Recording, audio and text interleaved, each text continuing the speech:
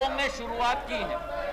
करीब 59 एयरपोर्ट हमने नए स्थापित किए और यही लक्ष्य राकेश जी हमारा है कि देश के दूर दराज इलाकों में भी हवाई सेवा से हम लोगों को जोड़ पाएं। जहां तक बेगूसराय का विषय है, इसमें भी मैं कहना चाहता हूं कि क्षेत्र संपर्क योजना के तहत हम लोगों ने हर राज्य के हर शहर को शामिल करने की कोशिश की है और इस तरफ भी हम लोग पूरी लक्ष्य की पूर्ति करने की कोशिश कर रहे हैं। भारी शोर शराबे के बीच राज्यसभा में प्रश्नकाल चलाने की कोशिश की गई। इस दौरान राज्यसभा में ओबीसी आरक्षण समेत अनेक मुद्दों पर सांसदों ने सवाल पूछे। सांसद सुशील कुमार मोदी ने और इनके अलावा अन्य सांसदों ने मेडिकल की नीट परीक्षा में ओबीसी को आरक्षण नहीं दिए जाने का मामला उठाया। सवाल का जवाब देते हुए सामाजिक न्याय एवं अधिकारिता राज्य मंत्री प्रतिमा भौमिक ने कहा कि ओबीसी के मसले पर भारत सरकार संवेदनशील है और ओबीसी आरक्षण के मामले में भारत सरकार का कोटा यथावत है।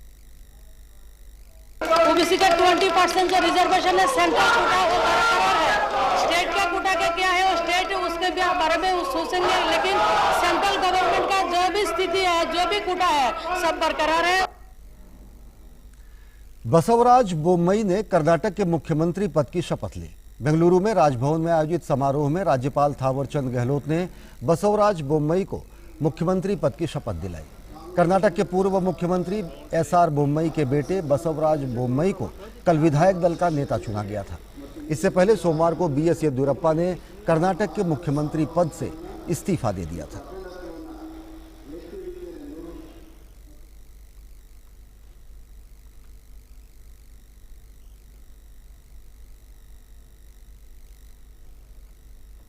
प्रधानमंत्री नरेंद्र मोदी ने बसवराज बोम्मई को कर्नाटक के नए मुख्यमंत्री के रूप में शपथ लेने पर बधाई दी।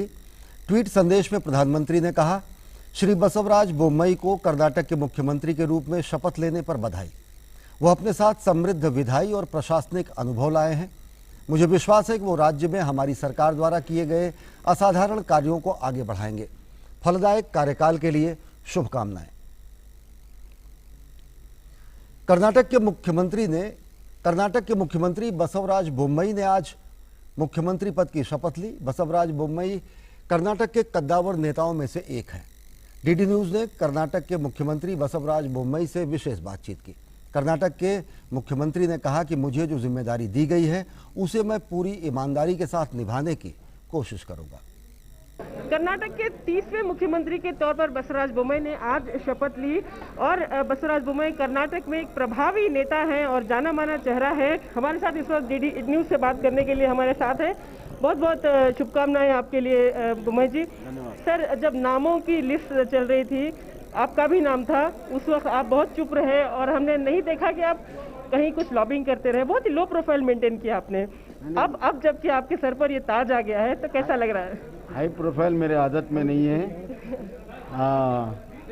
हमने बिना लॉबी के लिए भी बीजेपी में मुख्यमंत्री बन सकता है, ये हमारा हाईकमांड ने दिखाया जी। तो क्या संदेश रवाना हुआ है आपके चुनाव? प्रधानमंत्री Narendra Modi ji, home minister Amit Shah ji, defence minister Rajnath Singh ji and Nadda ji उन्होंने मेरे ऊपर बहुत विश्वास रख के ये जो 22 मंथ्स है जो इम्पोर्टेंट है, बहुत एडमिनिस्ट्रेटिवली एंड पॉलिटिकली मेरे उस पास रख के उन्होंने ये जिम्मेदारी दिया है और मैं इस जिम्मेदारी को मैं एक हॉनेस्टली प्रामाणिक तौर से निभाने के लिए मेरा सर्वशक्ति इसमें लगाएंगे। आपने बीएस येदियुरप्पा को अपना मार्गदर्शक बनाया, अपने गुरु बताया, तो उनके मुख्यमंत्री पद के हट जाने से कितनी उम्मीदें और बढ़ जाती है, क्योंकि वो एक मास लीडर थे और आपको उनका उत्तराधिकारी माना गया है। तो अब आपके सिर पर कितनी जिम्मेदारी है?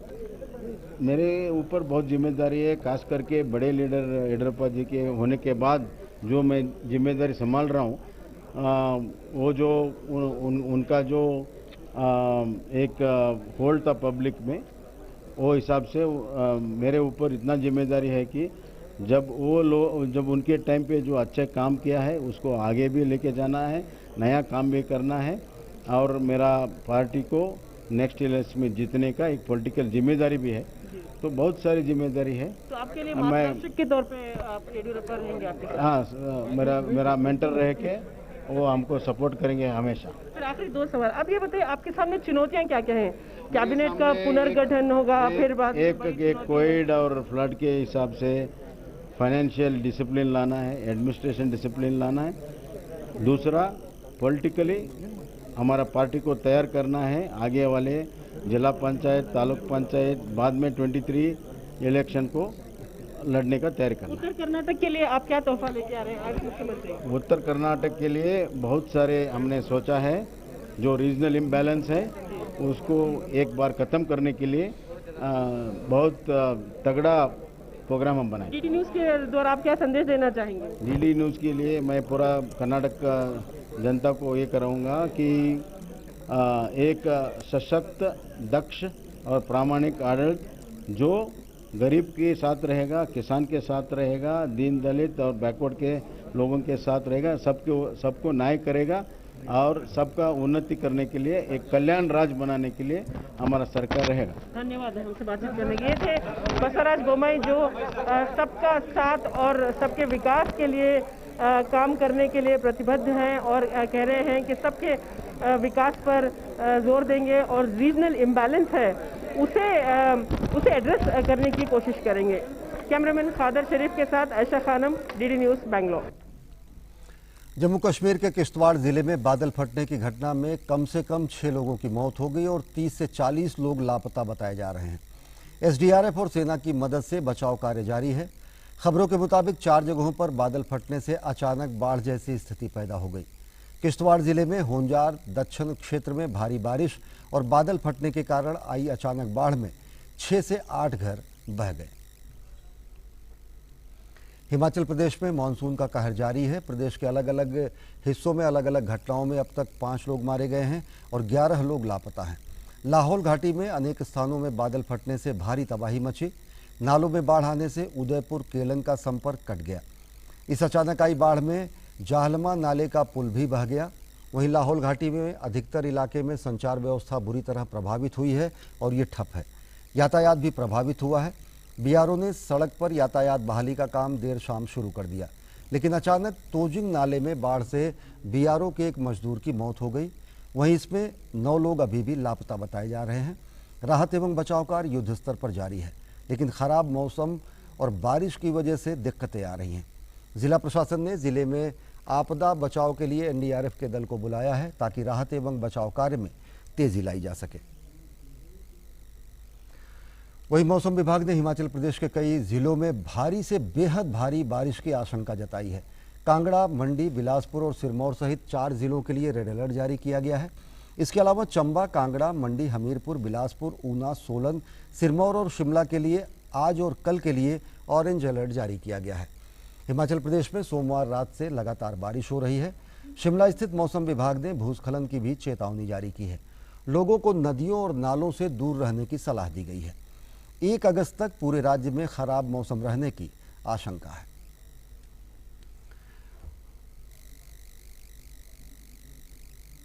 और भाजपा के राष्ट्रीय अध्यक्ष जेपी नड्डा ने दिल्ली में आयोजित राष्ट्रीय स्वास्थ्य स्वयंसेवक अभियान में हिस्सा लिया। स्वयंसेवकों को संबोधित करते हुए भाजपा अध्यक्ष ने कहा कि कोरोना के दौरान शक्तिशाली देशों की स्वास्थ्य व्यवस्थाएं चरमरा गईं और वे फैसला नहीं कर पाए कि लॉकडाउन लगाया जाए या नहीं, लेकिन प्रधानमंत्री नरेंद्र मोदी ने समय रहते लॉकडाउन लगाकर पूरे देश को महामारी से बचा लिया। प्रधानमंत्री मोदी जी ने टाइमली, समय रहते सबसे पहले आवाजाही रोकी, फिर लॉकडाउन समय पर लगाया और 130 करोड़ देश को इस बोल्ड डिसीजन से बचा लिया। इस बात को हमको समझना चाहिए। लॉकडाउन में प्रधानमंत्री जी ने देश को तैयार किया और देश की तैयारी के साथ साथ आज हम कह सकते हैं कि हमारी टेस्टिंग कैपेसिटी 10 से 15 लाख पर डे कैपेसिटी बन गई। हमारी टेस्टिंग की कैपेसिटी ये हमारे स्थान बन गया। एक भी डेडिकेटेड कोविड हॉस्पिटल नहीं था। आज डेडिकेटेड हॉस्पिटल की श्रृंखला है। 100 की संख्या में डेडिकेटेड हॉस्पिटल्स हैं। लगभग 1 लाख के आसपास हमारे आईसीयू बेड्स हैं। तो यह लड़ाई में तैयार करने का काम प्रधानमंत्री मोदी जी ने किया, इस बात को हमको समझ। हिंदी समाचारों के इस बुलेटिन में फिलहाल इतना ही। देश और दुनिया की ताजा तरीन खबरों के लिए देखते रहिए डीडी न्यूज। नमस्कार।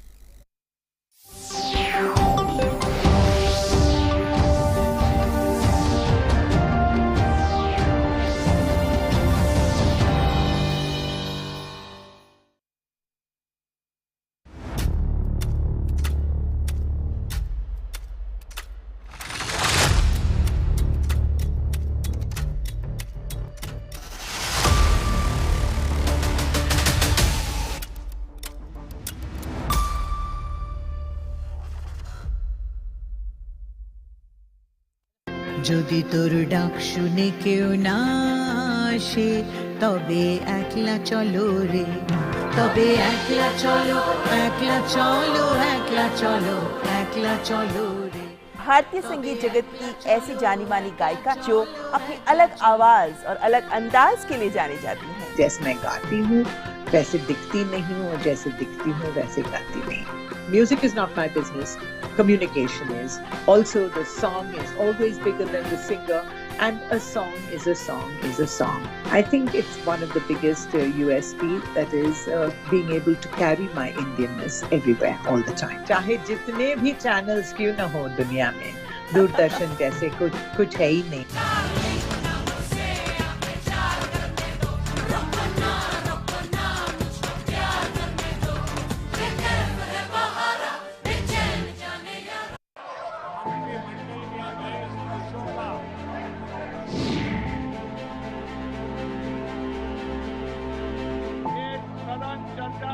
के लिए सच्चा नारेबाजी करना, सदन से बाहर चले जाएं।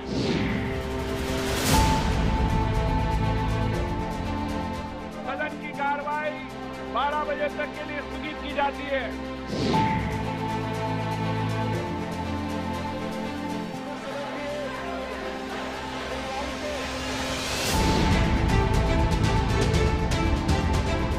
Day before the monsoon session of the Parliament. This cannot be a coincidence, Honorable Speaker, sir.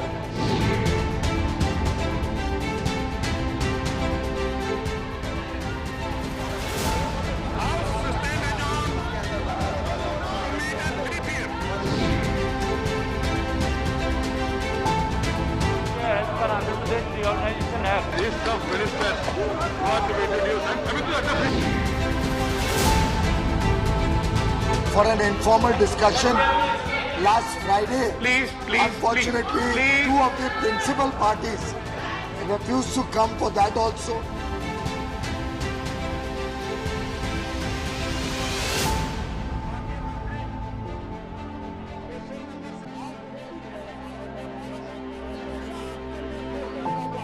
सभा की कार्यवाही 4:30 तक के लिए स्थगित की जाती है।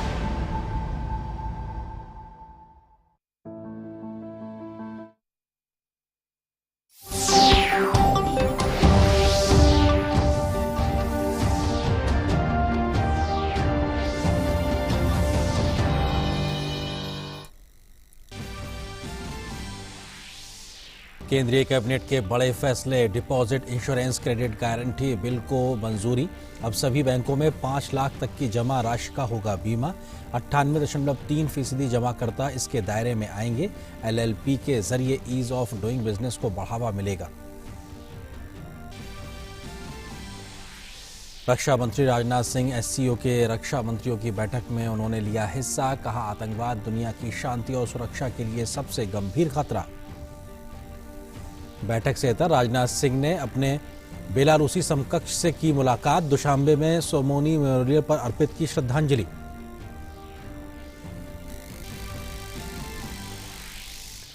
अमेरिकी विदेश मंत्री एंटनी ब्लिंकन ने की अपने भारतीय समकक्ष S जयशंकर से दिल्ली में मुलाकात। क्षेत्रीय और वैश्विक समेत कई मुद्दों पर हुई चर्चा।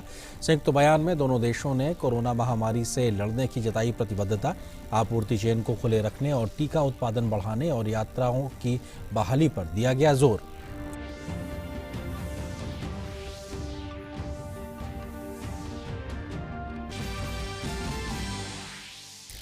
विदेश मंत्री और अमेरिकी विदेश मंत्री के बीच अफगानिस्तान सहित अन्य क्षेत्रीय सुरक्षा मुद्दों पर चर्चा हुई।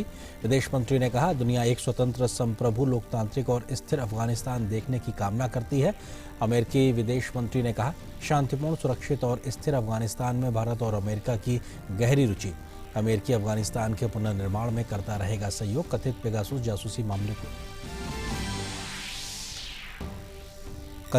जासूसी मामले को लेकर भाजपा ने विपक्ष पर बोला हमला। भाजपा प्रवक्ता संबित पात्रा ने कहा, फोन में पेगासस था तो इतने दिन तक चुप क्यों बैठे रहे। राहुल गांधी कहा, केरल सरकार की गलती से कोरोना के बढ़े मामले।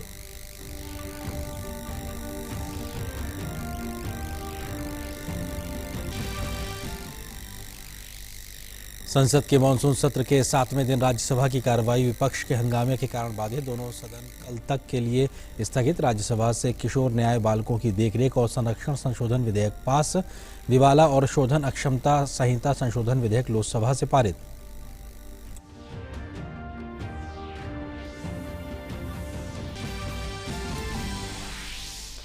बसवराज एस बोम्मई ने कर्नाटक के मुख्यमंत्री के पद की शपथ ली। राज्यपाल थावरचंद गहलोत ने दिलाई पद एवं गोपनीयता की शपथ। प्रधानमंत्री ने बोम्मई को दी नई पारी की शुभकामनाएं।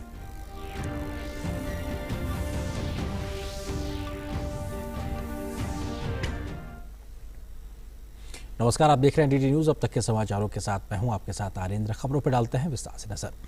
वित्त मंत्री निर्मला सीतारमण ने कहा है कि deposit insurance credit guarantee corporation के तहत बैंक डिपॉजिटर्स 90 दिन के अंदर ही जमाकर्ताओं को अपना पैसा 5 लाख रुपए तक की कीमत का उनको मिल सकेगा। वो कैबिनेट के फैसलों के बारे में जानकारी दे रही हैं। Deposit insurance credit guarantee corporation insures all bank deposits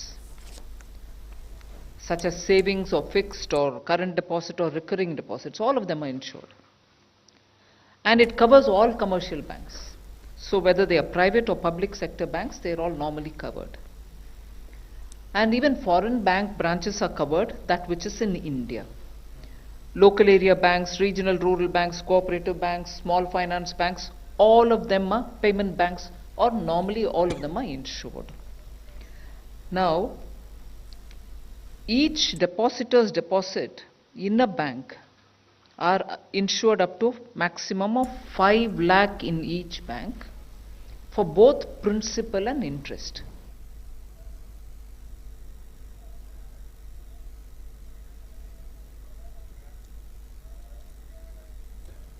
और सीधे इस वक्त आपको हम कुछ सीधी तस्वीरें दिखाते हैं।